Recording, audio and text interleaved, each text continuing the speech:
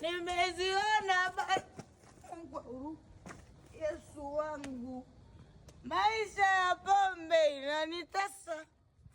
Nabadilika kama mwisho wa maisha. Mimi sina shwa.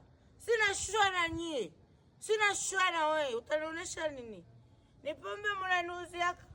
Masimango inawatesa mpaka mtakufa.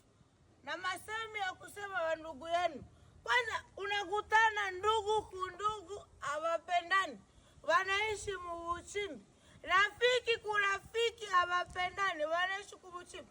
Alors, pale ya kukuwa na urafiki ya hipokrisi. Mimi nakunywa pombe.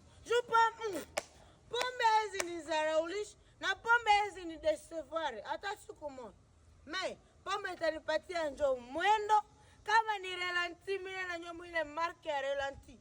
Na kama ni kupoteza kichwa vinaniona. Rafiki wa kweli ni Yesu Kristo na pombe sasa. Ni bastuli.